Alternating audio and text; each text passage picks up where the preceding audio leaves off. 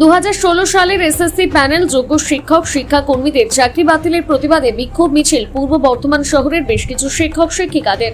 তারা সকলে আজ বর্ধমান জেলা শিক্ষা ভবনে তাদের দাবি নিয়ে হাজির হন। কিছু সময়ের জন্য পুলিশ কর্মীদের সঙ্গে তাদের ধস্তাধস্তি শুরু হয়, যা চরম পর্যায়ে পৌঁছে যায়।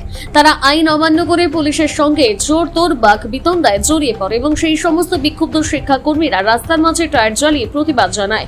পরিস্থিতি এমন পর্যায়ে পৌঁছয়, পরে পরিস্থিতি নিয়ন্ত্রণে আনতে পুলিশ এগিয়ে আসেন এবং এই ঘটনায় সকলকে শান্ত করার চেষ্টা করেন। পরিস্থিতি অবশেষে নিয়ন্ত্রণে আসে। মূলত 26,000 চাকরি বাতিলে গোটা রাজ্য আশ্বস্ত হয়ে পড়েছে। অনেকেই মনে করছে শাসক দলের দুর্নীতির কারণে এই পরিণাম ভোগ করতে হচ্ছে সাধারণ মানুষকে। সুপ্রিম কোর্টের রায় প্রকাশের পর মুখ্যমন্ত্রী মমতা বন্দ্যোপাধ্যায় শিক্ষা সচিব সহ রাজ্য সরকারের নিয়োজিত আইনজীবীদের সঙ্গে বৈঠক করেন।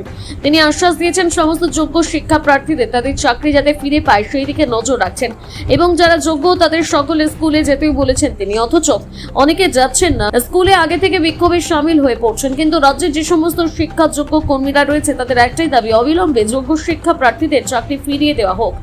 নতুন করে আবার যোগ্য অযোগ্য নিয়োগ প্রার্থীদের নির্বাচন করা হোক সঠিকভাবে। আর তাদের দাবি না মানা হলে গোটা রাজ্য সহ জেলায় জেলায় বিক্ষোভ চলবে।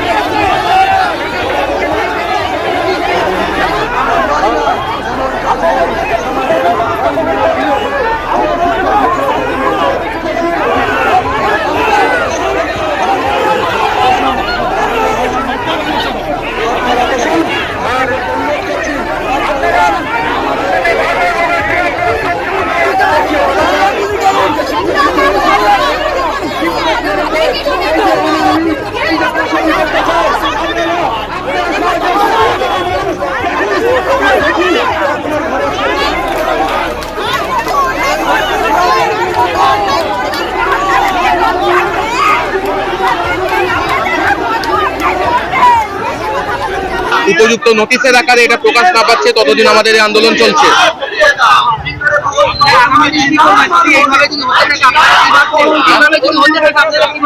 আমরা বৃহত্তর আন্দোলনের কথা ভাবছি, আমরা আইনি লড়াইয়ের কথা ভাবছি। আমার নাম সুমিতাভ সরকার, পূর্ব বর্ধমান 11-12 এর শিক্ষক আমি। আমাদের মূলত দাবি, আমাদের রাজ্য সরকারের দুর্নীতির কারণে সুপ্রিম কোর্ট আমাদের প্যানেলটা ক্যান্সেল হয়েছে।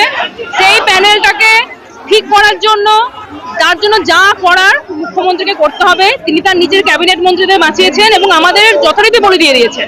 আমাদের আজকে এত যোগ্য, তাদের নিজেদের ফ্যামিলি আছে, তাদের মা বাবার ওষুধ, আমাদের ইএমআই সবকিছু আজকে জলে। ফলে প্রকৃত মিরর ইমেজ বার করতে হবে এসএসসি কে এবং সেটার যোগ্য অযোগ্য লিস্ট দিতে হবে। যে যে কারণে আমাদের প্যানেলটা আজকে বাতিল হচ্ছে, প্রত্যেকটা যুক্তিকে খণ্ডন করে আমাদেরকে প্রকৃত জায়গায় ফেরত দিতে হবে। আমাদের দাবি এই কথাই, আর কিছু না। আমরা ভলেন্টিয়ার সার্ভিসে যেতে রাজি নই। আমরা অনেক কষ্ট করে পড়াশোনা করে আজকে এই জায়গায় পৌঁছেছি। আমাদের বাড়িরও সংসার আছে, আমাদের আজকে 6-7 বছর চাকরি হয়ে গেছে। এরপর আমরা কোন ভরসায় ভলেন্টিয়ার সার্ভিস দিতে পারবো? আমরা চাইছি আমাদের পুরনো চাকরি ফেরত দেওয়া হোক, সসম্মানে সবেতনে। সুরভা চক্রবর্তী। আপনারা সকলেই জানেন যে সুপ্রিম কোর্টের রায় অনুসারে 2016 সালে এসএসসির মাধ্যমে নিযুক্ত সকল যোগ্য প্রার্থীদেরকে বঞ্চিত করে তাদের চাকরিচ্যুত করা হয়েছে, যেটা আমরা কোনো মতেই মানছি না। কারণ আমরা এখানে প্রত্যেকেই যোগ্য, আমরা প্রত্যেকটা নিয়ম মেনে পরীক্ষা দিয়ে নিজের মেধায় চাকরি পেয়েছি। সেই তার জন্যই আমাদের আজকের এই অবস্থান বিক্ষোভ, এই কর্মসূচি। আমরা চাইছি যে যারা আমরা প্রত্যেকে যোগ্যতার ভিত্তিতে চাকরি পেয়েছি তাদেরকে কোনোভাবেই তাদের বেতন বন্ধ করা যাবে না, তাদেরকে কোনোভাবেই চুক্তিভিত্তিক বা ভলেন্টিয়ার সার্ভিস দেওয়া তো বাধ্য করা যাবে না। যাতে সসম্মানে সস্থানে আমাদেরকে আগের মতো স্কুলে নিযুক্ত হওয়ার নির্দেশ দেওয়া হয়, সেই কারণে আমাদের এই বিক্ষোভ।